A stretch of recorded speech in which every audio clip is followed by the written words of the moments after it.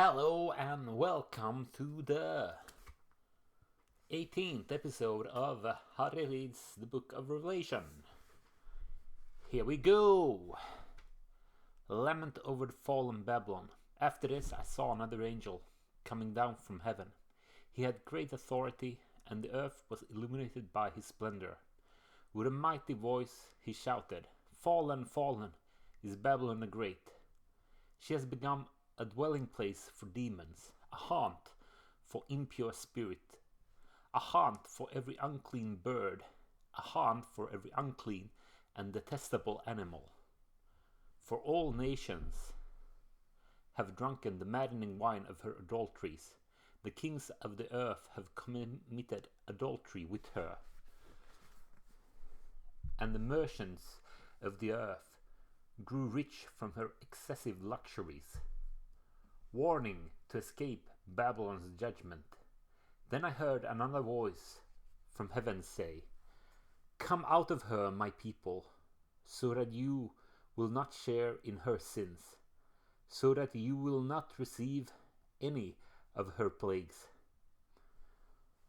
For her sins are piled up to heaven, and God has remembered her crimes. Give back to her as she has given. Pay her back double for what she has done. Pour her a double portion from her own cup. Give her as much torment and grief as the glory and luxury she gave herself. In her heart she boasts, 'I sit enthroned as queen. I am not a widow. I will never mourn.' Therefore, in one day her plagues will overtake her, death, mourning, and famine. She will be consumed by fire, for mighty is the Lord God who judges her." Threefold woe over Babylon's fall.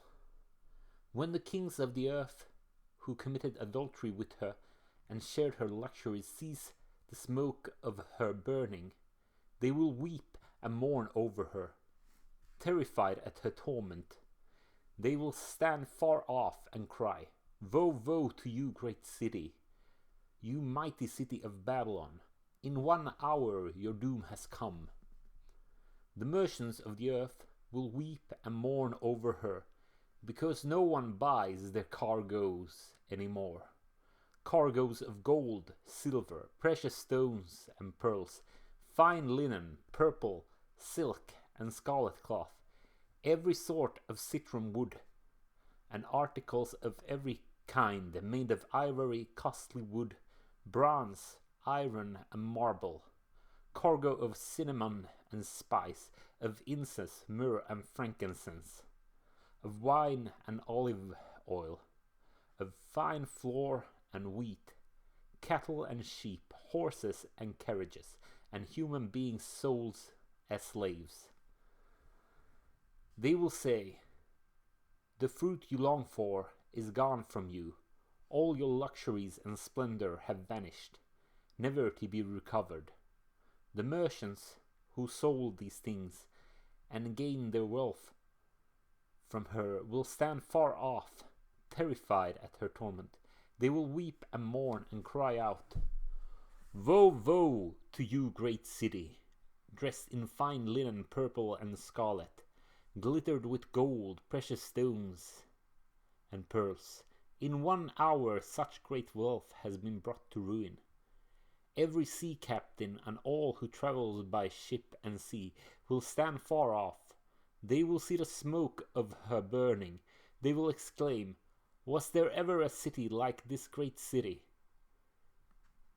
They will throw dust on their heads, and with weeping and mourning cry out, 'Woe, woe to you, great city, where all who had ships on the sea became rich through her wealth.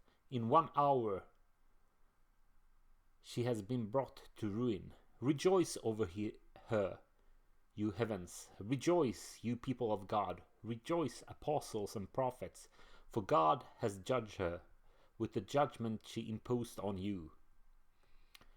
The finality of Babylon's doom. Then a mighty angel picked up a boulder the size of a large milestone, and threw it into the sea, and said, "With such violence the great city of Babylon will be thrown down, never to be found again. The music of harpists and musicians, pipers and trumpets will never be heard in you again. No worker of any trade will ever be found in you again. The sound of a milestone will never be heard in you again. The light of a lamp will never shine in you again. The voice of a bridegroom and bride will never be heard in you again. Your merchants were the world's important people. By your magic spell all nations were led astray. In her was found the blood of prophets and of God's holy people, of all who have been slaughtered on the earth." End of chapter 18. See you next time.